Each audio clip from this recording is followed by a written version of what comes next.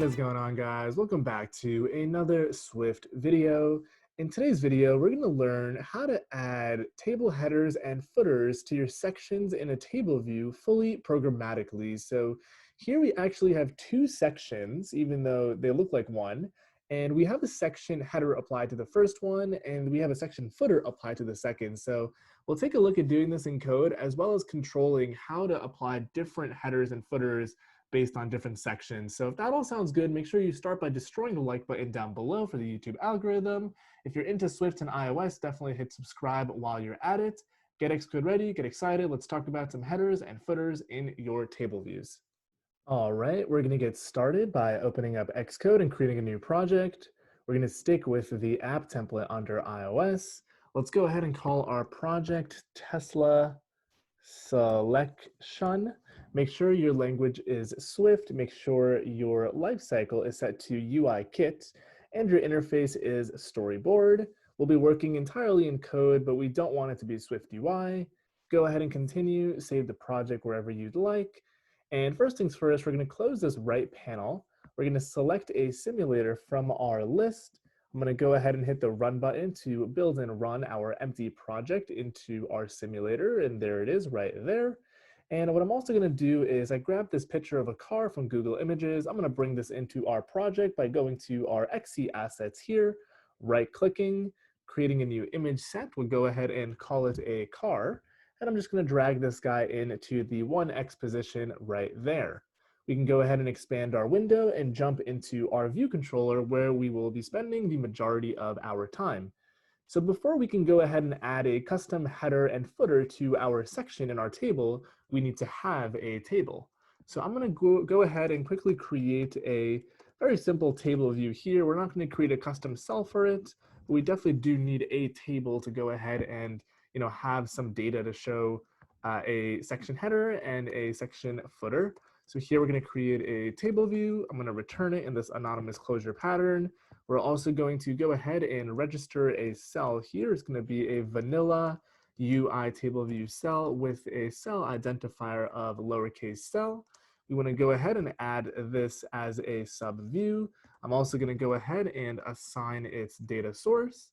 We need to give the table view a frame. So we're going to override view did layout sub views. And we're going to call super. And we're going to say the table view's frame is the entirety of the view. So we'll say view.bounds. We next need to conform to the table view data source protocol up here so we can get that requirement done. You'll see an error once we add it. Go ahead and fix the error by clicking it and clicking fix. It's going to stub out the functions that we need. I'm going to copy and paste them to the bottom of our file here.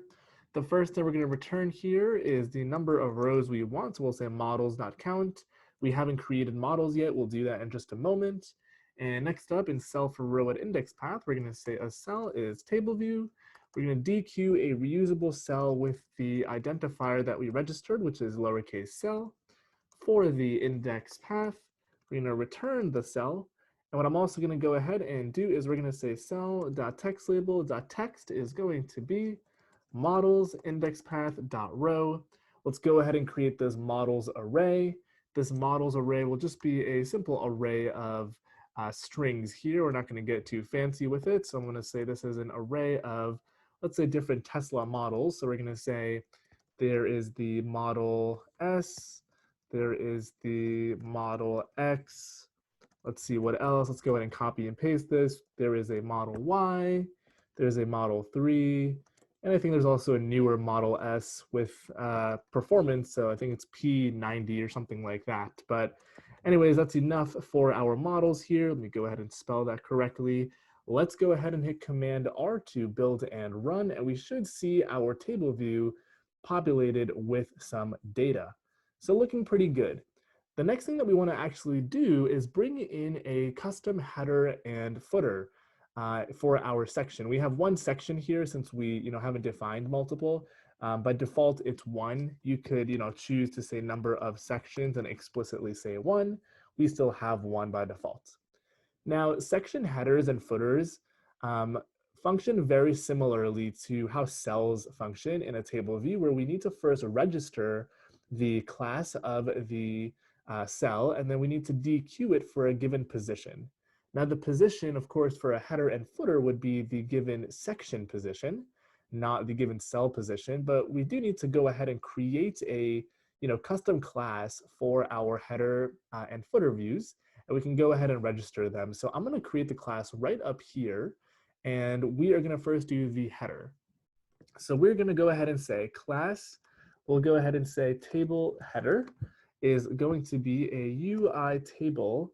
I believe they called it a header footer view. If we look at the description here, it's a reusable view that you place at the top or bottom of a table section to display additional information for that section. So the idea is the footer is actually also going to inherit from this class, and we can actually go ahead and just stub it out here. Even though it's the same class, we're going to be, dequeuing different, either the header or the footer, the different views based on what we want in our section. So let's go ahead and implement our header first. The first thing we're going to do is have an identifier on here. It's just going to be the same name as the class. Pretty simple. We are going to override the initializer that has a reuse in identifier. We're going to say super.init, and we're going to try to spell things correctly here. We're going to pass in that reuse ID. And let's see, the thing that we want to display in our header is an image view, as well as a label that says select model, or select your favorite Tesla, whatever you want to call it. So we have this initializer. We need to bring in the other initializer that's required with NSCoder. I'm not going to get deep into why we need this, but it is a requirement to get rid of this error here. Once you bring that in, we're going to create two subviews. The first one is going to be our image view. We'll go ahead and say UI image view is an image view. And I'm not going to get too fancy here either. We're just going to create a very simple image view. The takeaway that I want to drive home is you can have any types of subviews as a child of this particular header view. So in this case, we're just going to have an image view and a label, but you can in theory have a graph in here or have a video playing or whatever you really want. So we're going to create a UI image, and I believe we named it car. We can go ahead and see what we named it in our XC assets. We in fact named it a car. So there is our image view. We need to bring in a label. So we're going to say private let. A label is a UI label. We're going to create it. Let label will be a UI label. I'm going to go ahead and return the label here. The label's text is going to be, let's say, select Tesla. And let's also go ahead and say we have a font on here of a system font with a size of 22 and a weight of semi-bold. And maybe we want to also go ahead and center this text so it looks a little nicer. We'll say the text alignment is centered. Next up, we want to actually add these onto our content view. Now this view has a content view very similar to tableView cells. We're going to go ahead and add a subview for the label, as well as add one for the image view, just like that. And finally, we want to go ahead and lay out these views and assign their frames in layout subviews. So we're going to go ahead and override that, call super layout subviews. And we're just going to go ahead and give frames to the label and image views. So first I'm going to say label, size to fit. And then we can go ahead and say label.frame is CG rect width. We'll say the X is 0. The Y is going to be the content view frame size height subtracting 10 subtracting label .frame.size.height, and the width is simply going to be the entire width of our content view. Let me go ahead and line break all this so it's a little cleaner to read. We'll say this is content view frame size width, and the height here will be label frame size height. Let's go ahead and assign the frame for the image view, which will be the image view CG rect. This will start, let's see, 0, 0. It'll be the entire width of our content view, like that. And the height is basically going to be the content view frames height subtracting 15 for some buffer, and then subtracting the height of the label. Now that we've got this header set up, we want to register it and use it in our table. So I'm going to copy the name of this class. Right where we registered our cell in our actual view controller, we can go ahead and say table. We want to register a class for a reusable footer header view. So let's see what we got here for this one right here. Here is the class you want to register. Notice there's not a different registration for header versus footer. It is one registration, so you're going to use the same one for the header as well as the footer. I'm going to go ahead and call this just header. And now that we've actually gone ahead and done that, what we can do is we want to go ahead and implement the view for header tableView function. And what this requires us to do is basically dequeue a header and return it. Well, this one's actually the wrong function. This one is for the title for the header. Let's go ahead and see if I can find it. Looks like I don't see it here. And the reason we don't see it here is because we also need to conform to the UI tableView delegate. And I'm also going to come in here and say the tableView's delegate is self. And now we're going to search for the table header. We'll see many more functions. And the one that we want to go ahead and find is view for header in section. And this function wants us to return an optional UI view. So I'm going to go ahead and say our header is our table view, dequeue, a reusable header footer view with an ID of header. And finally, we can simply return the header. Now that we've typed out all this code, let's go ahead and hit Command R and run it. And you'll notice one problem up here. And the problem is we actually have our text and the image. It's extremely small, but the sizing is totally screwed up. So where do we specify the height for the header? Well, it's actually another function. There is another tableView function, which I believe is height for header in section. And you can go ahead and specify a CG float for how tall this header will be. We'll go ahead and say, let's say 200 and see what that looks like. You can, of course, adjust that as you see fit. But boom, there is our Tesla, and there is our select Tesla label, just like that. What we can also go ahead and do in this header view here is we can go ahead and maybe assign the background color so it looks a little cooler. We'll go ahead and say system orange perhaps for its background color. And it looks like our actual image is a white background, so that actually didn't do too much. So that's a little irrelevant, but there's our header. So pretty simple. The one other thing that I'll go ahead and call out here is right now you're simply dequeuing this header, and it's getting dequeued as a generic, reusable view here. But if you wanted to access any of the functions in the table header, you would need to cast it. And what I mean by that is, let's say you wanted to update the text on here. What you would do is you would add a function that says like configure, and you can pass in a text in here. And you can say the labels text is whatever text you have gone ahead and passed in as a parameter. What you can do now here is now you can say header, which is now optional since we're casting it. And we can say configure text to be Teslas are cool with an exclamation mark. So if we go ahead and run that, you'll see that it will now show our new text just like that. So the takeaway is you should cast your view if you want it to, be different. And what I'm going to now do is let's do the footer, and then we'll talk about multiple sections as well. But let me first go ahead and move this header view into its own file. So we're a little cleaner about all of this. We're going to create a new file. I'm simply going to go ahead and call it a header view. We're going to first import uikit. And I'm just going to paste that in right there. Going back to our view controller, I'm actually going to copy, delete all of this, and we're just going to copy and paste our header and just tweak it a little bit for our footer. So let's go ahead and create a new file for our footer view. We're going to create a new Swift file. We're going to go ahead and call it a footer view. First thing we're going to do in here is import uikit. We'll go ahead and paste this in. I'm going to call this class a table footer. The identifier will also change. And now we're going to actually change up the elements in here. So instead of having an image and a label, we're just going to have a label and a subtitle label. So we'll say label here. And let's go ahead and call this sub label. So we'll say the label here is thanks for, let's go ahead and actually say Tesla copyright.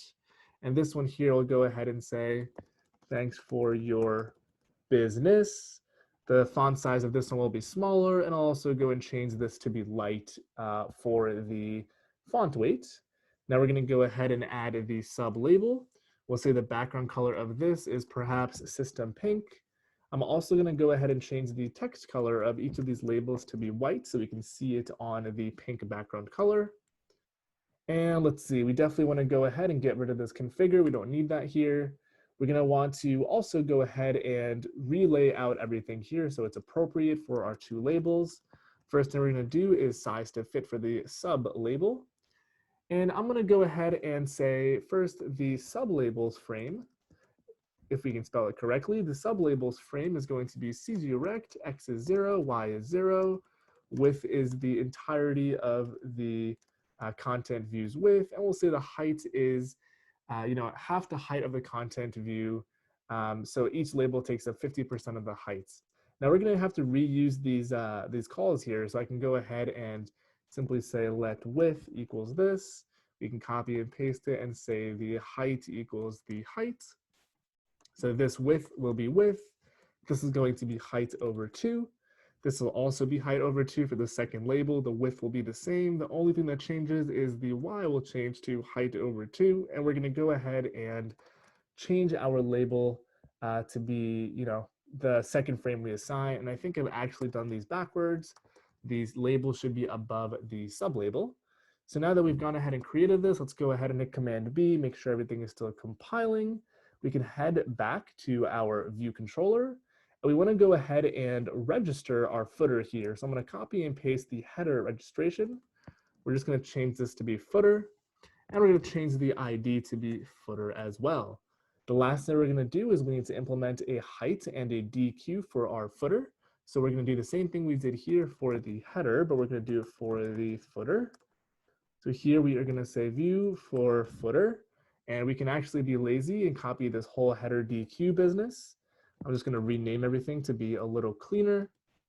And the ID that we're going to now use is going to be footer, just like that. It's case sensitive. And then we also want height for footer. And we're just going to return 100, pretty arbitrary number. You can go ahead and return whatever you'd like. Go ahead and give this a run, and we should see our pink footer at the bottom. So looks like we can see there we have our text, but the background color actually has not changed. So let's go back to our footer. Let's see what we screwed up.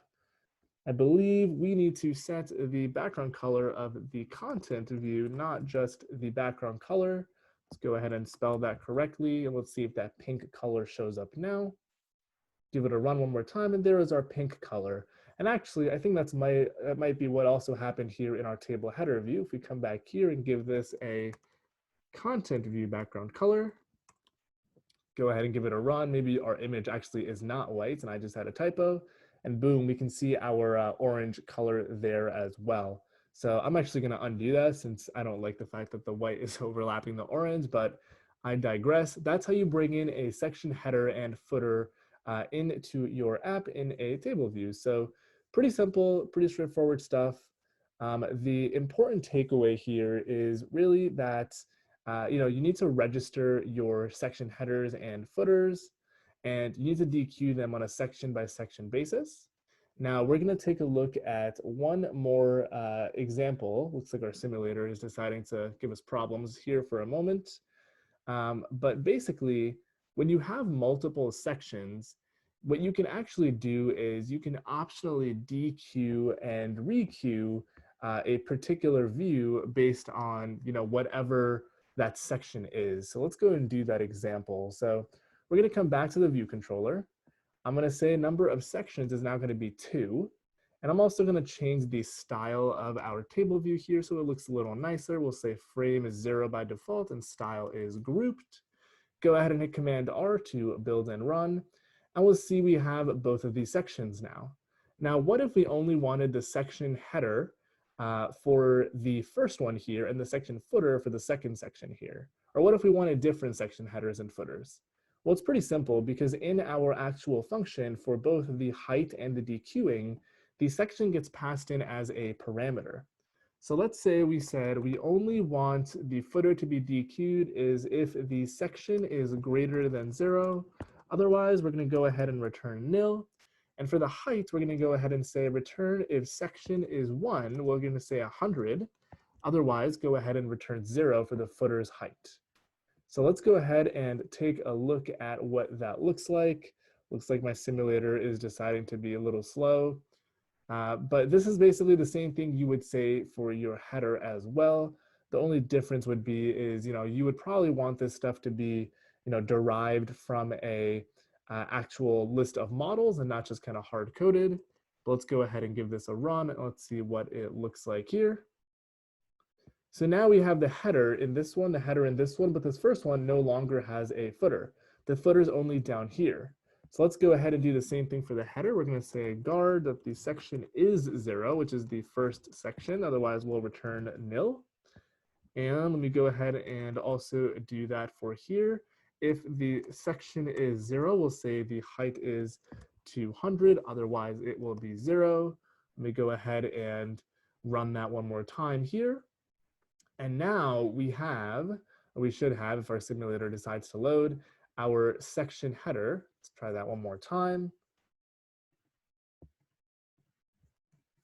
Bear with the simulator here. Now what you should have is your section header as the header in the first section, and the footer will be only in the second section. So the point is, the takeaway is you can control exactly what you want to do based on these different checks in the logic to dequeue and return different sizes. So my simulator is still giving me a hard time. There it is, actually did show up. We only have the section for the first one, the header, and the footer only in the second section, just like that. So that's all I've got for you guys today. If you enjoyed the video and haven't done so already, make sure you destroy the like button for the YouTube algorithm. If you have any comments or questions, leave them down below. Of course, if you haven't subscribed yet, definitely subscribe as well so we can grow this channel together. Thanks again for watching. I'll see you guys in the next video.